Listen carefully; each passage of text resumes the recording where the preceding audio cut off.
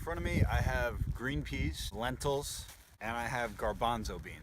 You can sprout them all together because they generally have the same growth cycles, and they also have the same nutritive tissues and tannins. So you wouldn't want to take green pea and sprout it with wheat berry because one is a legume and one is a wheat. However, these are all peas, and generally they grow at the same pace, and they also have, again, the same sort of seed coats and nutrients and whatnot. So we're going to take our lentil, which is a 3-part lentil mix. Lentils and peas, these will actually pretty much double in size, at least sometimes triple in size. So you just want to make sure you account for that.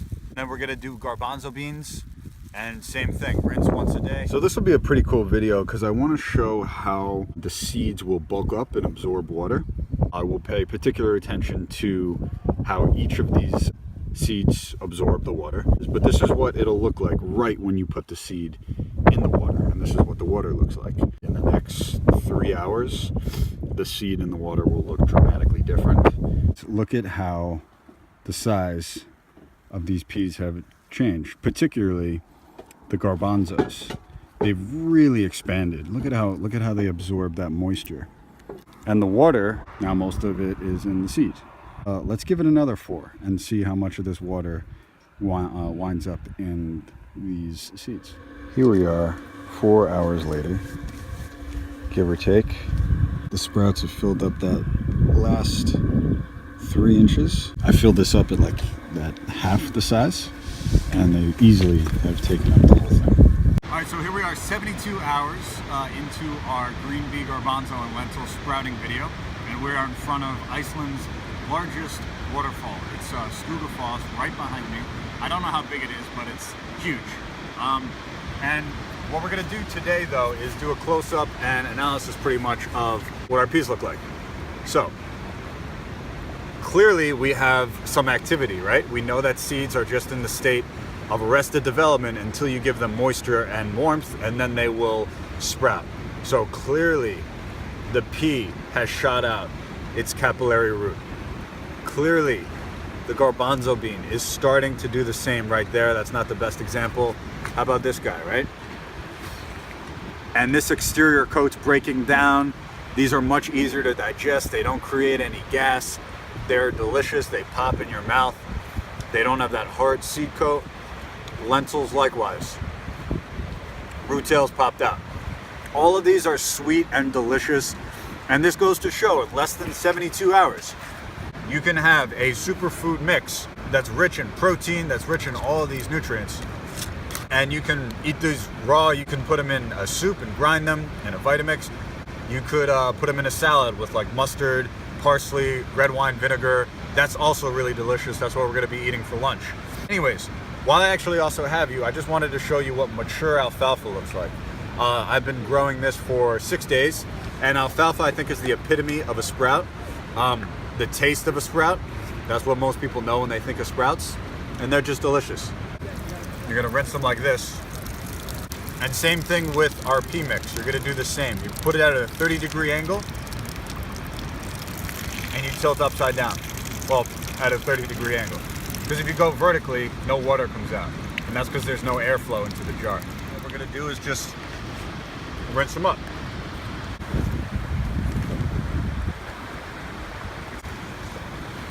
Kind of mix them around like that. Fill it up with some water.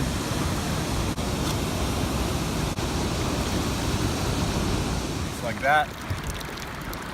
And you're ready to go. Do that twice a day. And these are ready to eat. What's up, my friends? Here we are 4 days into our legume video. Check it out. We have 2 lentils just because lentils are the best, but also they're 2 different kinds of lentils. Remember, this is a 3-part mix, and I wanted to show you what these root tails look like. Just yesterday, this pea looked not like it does today, right? It did not have an inch of a root tail. The garbanzo bean did not have a half an inch of a root tail. Now, granted, these samples right here are pretty much the most valuable players, so to speak, of this large bunch here. However, they nonetheless came from the bunch. Clearly, the most explosive growth period of these legumes' life thus far, visibly speaking, between day 3 and 4. So at hour 80 or whatever it is. So let's give these guys a taste. Lentils go first because they're the best. They're the yummiest and borderline the highest nutrition. Spicy, nutty, buttery. Garbanzo beans, I suspect, will taste the same, just like garbanzo beans. And it does, but it's got more pop, less like graininess to it, much more freshness, but still the same old garbanzo flavor profile. Now this pea, let's just admire this little root tail. Look at that, so cool. Just any old green pea. And let's give it a taste. Doesn't have that bitterness to it. Lots of sweetness, borderline like a vegetable flavor. It tastes like a delicious, like in-season snow pea. Like, I mean, look at this one. Like this is longer than an inch. And what is that thing on the end? That like yellowness? I don't even know. That's probably chlorophyll development. But anyways, I'm gonna eat this as well. I'm just gonna keep on eating these, and I'll see you for lunch. All right, y'all. So it's cooking time. We are in South Iceland. The glaciers are right there, like southeast, defined pretty much by black sands and glaciers and volcanoes and a whole bunch of cool stuff. But this isn't a video about Iceland as much as I would like it to be. It's a video about sprouts. Now what I got going on is I'm grilling just some very basic pepper, salt, olive oil, garlic, chicken, bone in, skin on, got a ton of flavor.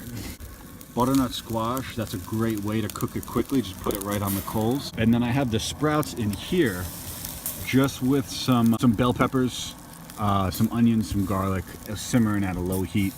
One dish wonders because you put everything in one pot and then it all cooks. You got only one pot to clean, and you also have all those flavors that marry with each other and cook and roast at a very low temperature. And sprouts, especially the ones that we use, lentils, peas, and garbanzos, absorb an incredible amount of flavor because they have such a high water retention. They are cooking off a lot of those enzymes because heat sensitive and water soluble nutrients that are evaporating and also sort of being killed when you cook it, but that's why I'm trying to keep it at a very low boil. All right, so now that the chicken has barbecued for about 20 minutes on low heat, it's got some really nice smoke flavor. What we're gonna do is put it directly in with the stew. I'm going to add a little white wine, which will cook off in the next 10 minutes. Only like a splash right in there, right? And we're gonna let that stew down. And what I want you to do is just make like a little puncture so that you facilitate the mixing of these juices and whatnot.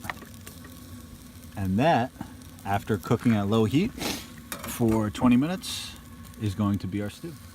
All right, so it's been 20 minutes and not much has changed visibly, but flavor-wise it certainly has. I'm going to add my favorite herb, parsley, and magic happens when you add fresh herbs onto stews like this. You don't even have to cut it, just put it on top, let those juices dissolve. A splash of lemon. Just like that, and then cover it for 5 minutes.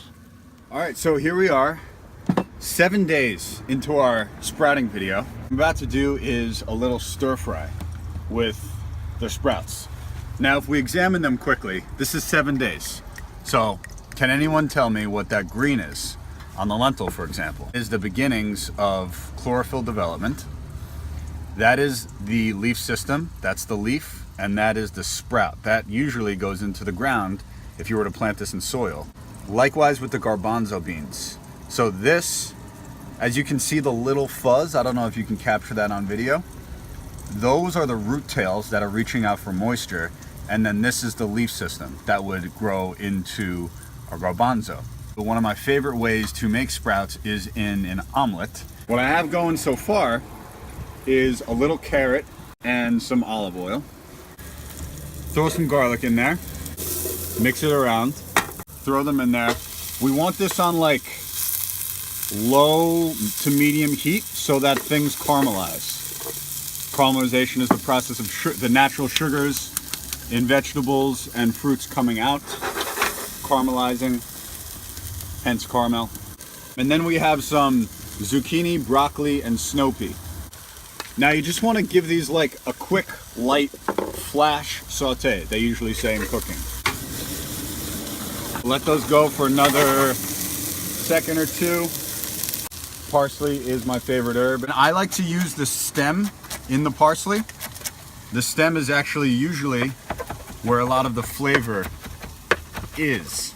But if you throw it right at the end, it's gonna give that sweet perfume, that aroma, that parsley flavor that we all like. We like what's happening, everything's getting happy, right? You like your scrambled, right?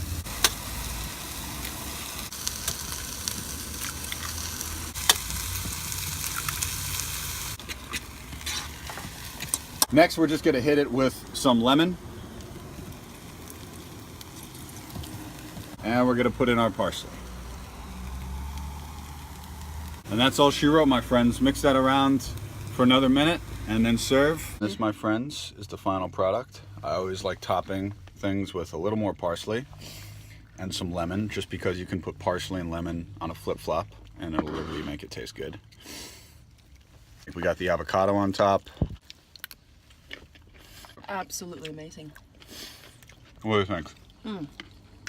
Living in a van is not easy, but this is Exactly. is good food. What's your favorite vegetable in here? The sprouts. Sprouts, boom. That's what we like to hear. Here's the moral of the story, folks. No farms, no food. The only way to know where your food comes from is to grow it yourself. Here in Iceland, it's mostly farms. It's mostly connection with nature. At the end of the day, animal agriculture is fucking up our biodiversity. GMOs are aggressively crossbred, which is like taking the genes of an Arctic char fish and blending it with tomatoes to make it more frost resistant. Do you want to eat that? No. So the only way to know where your food comes from is to do this kind of stuff. Grow your own food with integrity, sustainable practices. Be picky with your protein. And that concludes our bean sprouting video. I hope you enjoyed. Click subscribe. See you next time.